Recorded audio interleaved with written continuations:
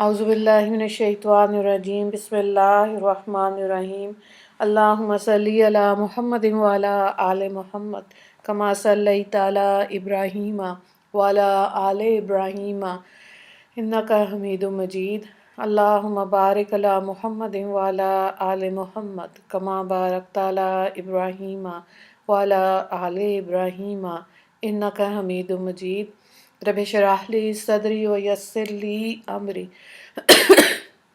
वाहलुल उक़दतम मिन लिसानी यफ़क़हू क़ौली रब्बना ज़िदना इल्मा या मुक़ल्लिबुल क़ुलूब सब्बित क़ल्बी अला दीनिक आमीन। आज हम सूरह बनी इसराइल शुरू कर रहे हैं और ये 15वें पारे में सूरत है और सूरत का रुकू नंबर 1 आज हम करेंगे। बिस्मिल्लाहिर्रहमानिर्रहीम आयत नंबर 1 सुबहानल्लज़ी अस्रा बिअब्दिही लैलम मिनल मस्जिदिल हरामी इलल मस्जिदिल अक़सा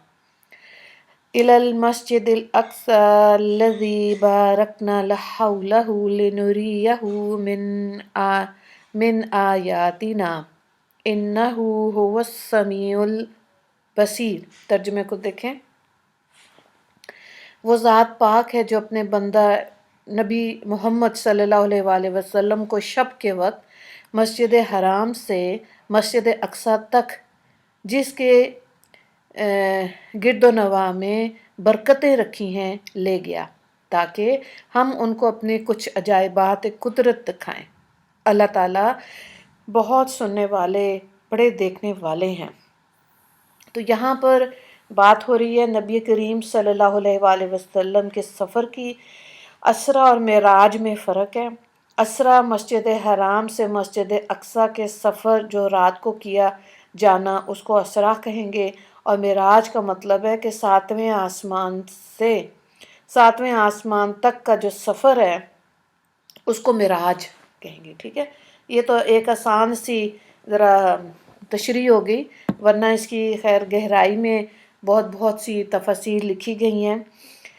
पहली आयत में इस बात की निशानदेही हो गई कि ये सूरत मेराज के मौके पर नाजिल हुई।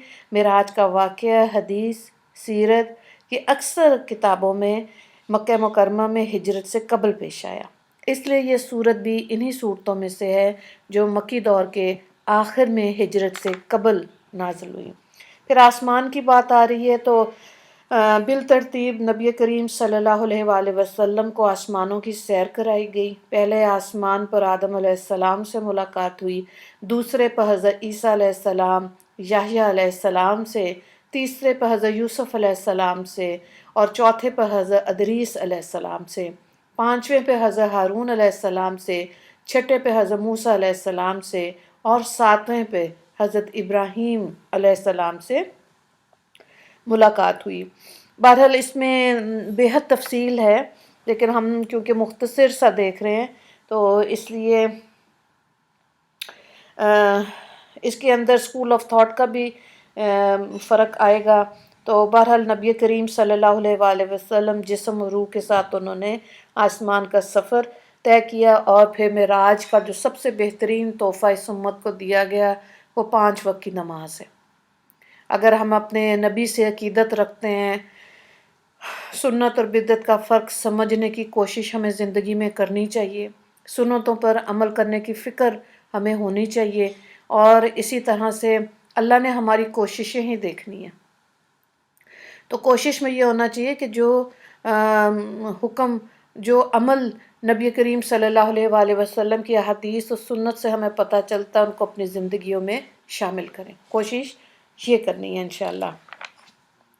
अगली आयत को देखें। व आतैना मूसल किताब वजअलनाहु हुदन लिबनी इसराईल अल्ला तत्तखिज़ू मिन दूनी वकीला ज़ुर्रियता मन हमलना मअ नूह इन्नहु काना अब्दन शकूरा।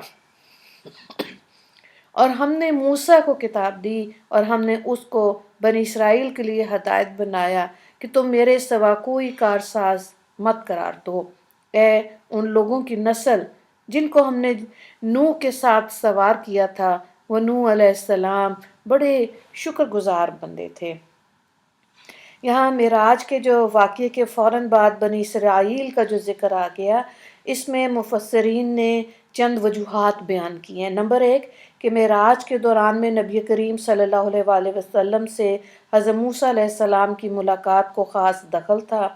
دوسرا، چونکہ اسرا کے ذیل میں مسجد اقصیٰ یعنی بیت المقدس تک جانا مذکور تھا، اس لیے اس کا ذکر آیا۔ تیسری وجہ یہ لکھی کہ معراج میں بیت المقدس کا ذکر تھا، اس کے بعد جو کچھ یہود کی حرکات تھی بیت المقدس، اس متبرک مقام یعنی بیت المقدس پر مصائب ہے، ان کا ذکر بھی پھر آگے تفصیل سے موجود ہے۔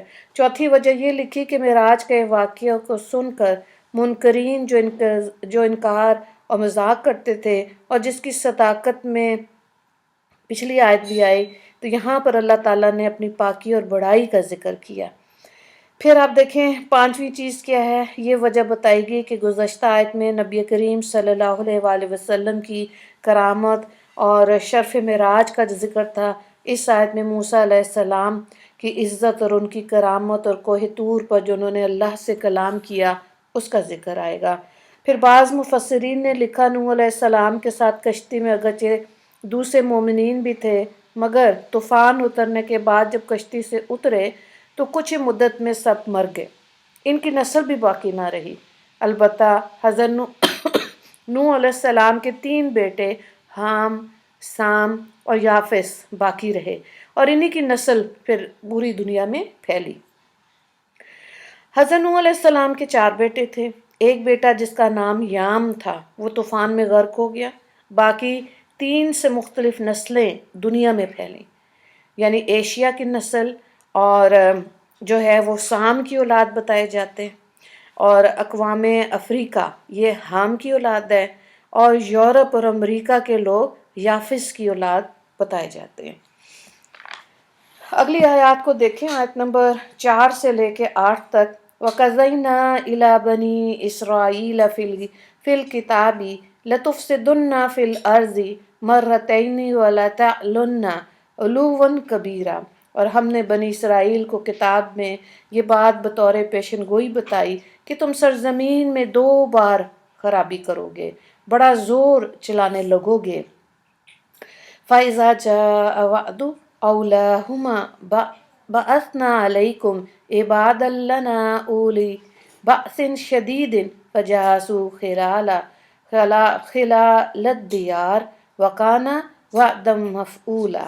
پھر جب ان دوبارہ میں سے پہلی بار کی میعاد آئے گی، ہم تم پر اپنے ایسے بندوں کو مسلط کریں گے جو بڑے جنگجو ہوں گے، پھر وہ تمہارے گھروں میں گھس پڑیں گے، اور یہ ایک وعدہ ہے جو ضرور ہو کر رہے گا۔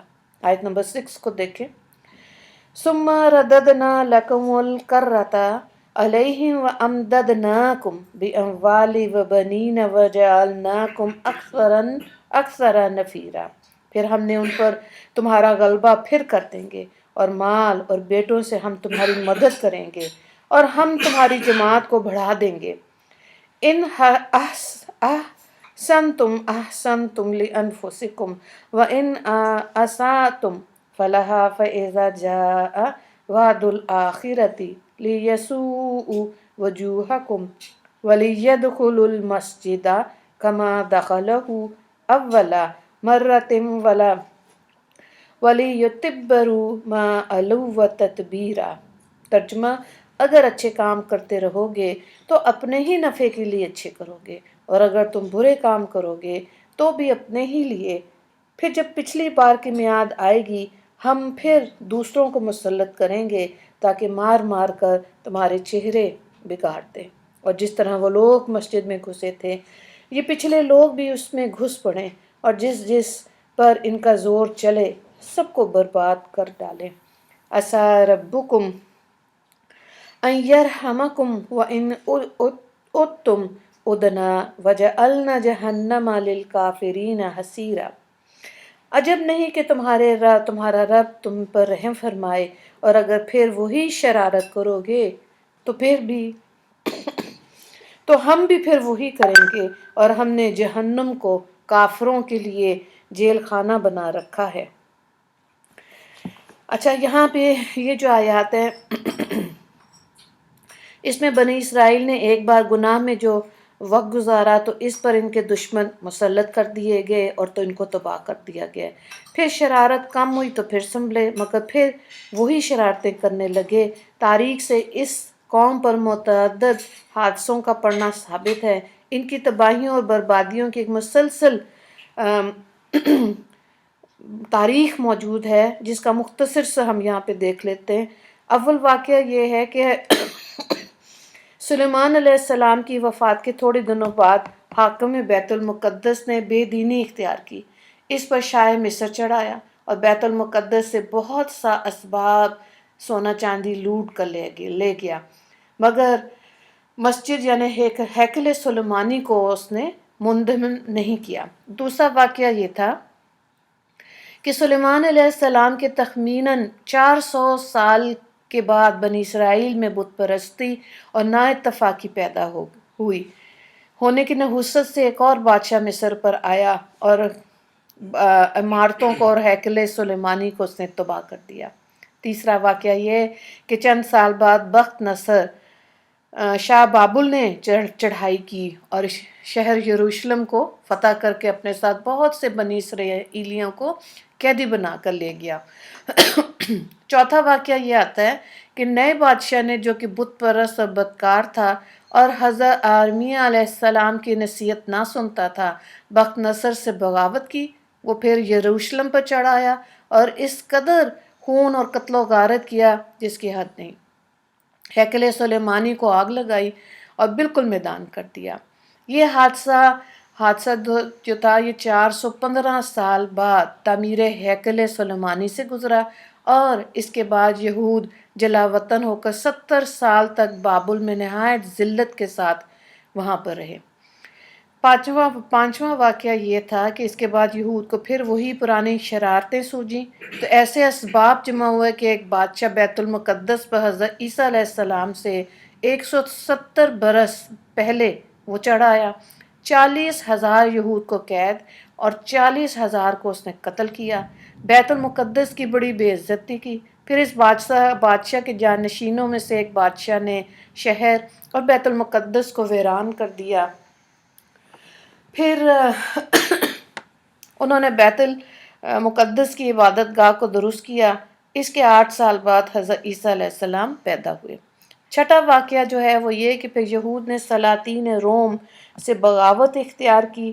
آخر رومیوں نے پھر شہر اور بیت المقدس کی وہی حالت کر دی، اور اس وقت کا رومی بادشاہ نہ یہودی تھا نہ وہ نصرانی تھا، اور یہ حادثہ عیسیٰ علیہ السلام کے صعود یعنی آسمان پر اٹھائے جانے سے 40 برس بعد ہوا، اور اس کے بعد بیت المقدس عرصے تک ویران رہا، یہاں تک کہ حضرت عمر رضی اللہ تعالیٰ عنہ کی خلافت کے زمانے میں بیت المقدس عیسائیوں نے اہل اسلام کے قبضے میں دے دیا، اور حضرت عمر رضی اللہ تعالیٰ عنہ کی حکم سے مسجد اقصی تعمیر کرائی گئی، اور اسی مسجد اقصی کا ذکر سورت کی ابتدائی آیات میں فرمایا گیا، جس کو بیت المقدس بھی کہا جاتا ہے۔ پھر 2 قبلوں کی بات آ رہی ہے، تو اللہ تعالیٰ نے زمین میں اپنی عبادت کے لیے 2 جگہوں کو عبادت کرنے والوں کا قبلہ بنایا، ایک بیت المقدس، دوسرا بیت اللہ، مگر قانون قدرت دونوں کے متعلق الگ الگ ہیں۔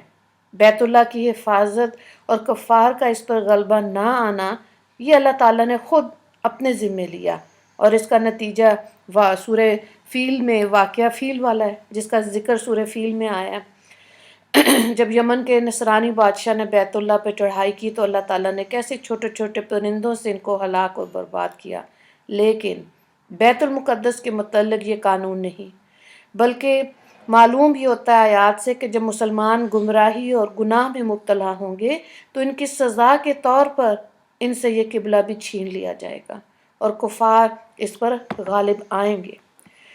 اوہو، اگلی آیات کو دیکھیں، آیت نمبر 9 سے لے کے 12 تک، 10 تک۔ 10ویں آیت پہ آپ کا رکوع نمبر 1 مکمل ہو جائے گا۔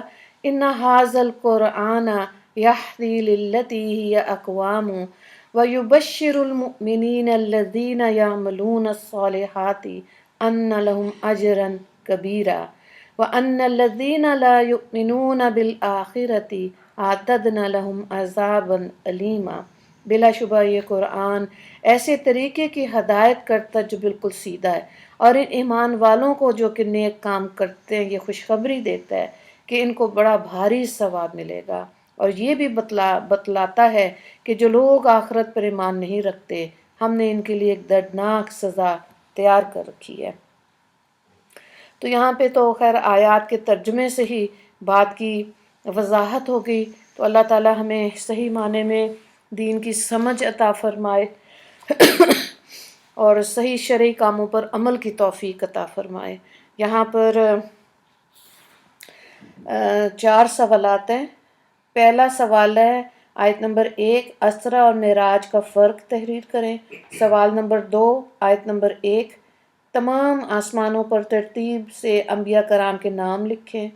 تیسرا سوال ہے حضرت نوح علیہ السلام کے کتنے بیٹے تھے، اور چوتھا سوال ہے دونوں قبلوں کی حقیقت بیان کریں، آیت نمبر 7۔ دعا کر لیتے ہیں۔ اللہ تعالی ہمیں ایمان کے ساتھ عمل صالح کی بھی توفیق عطا فرمائے، اور قرآن پاک کی بتائی ہوئی سیدھی راہ پر ہم کو چلنا نصیب فرمائے۔ یا اللہ ہم کو ہر حال میں صراط مستقیم پر قائم رکھے، اور آخرت کی غفلت اور بے فکری کے مرض سے ہم کو بچا لے۔ یا اللہ اللہ تبارک و تعالیٰ کا بے انتہا شکر و احسان کہ جس نے اپنے فضل سے ہم کو نبی کریم صلی اللہ علیہ وآلہ وسلم کا امتی ہونا نصیب فرمایا، اور ہم کو قرآن جیسی کتاب اور ایمان اور اسلام جیسی نعمتیں عطا فرمائیں۔ یا اللہ ہمارے عقیدہ توحید کو اتنا مضبوط بنا دیں کہ ہم کسی حال میں آپ کی کار سازی کے خلاف وسوسہ تک دل میں نہ لائیں۔ آمین۔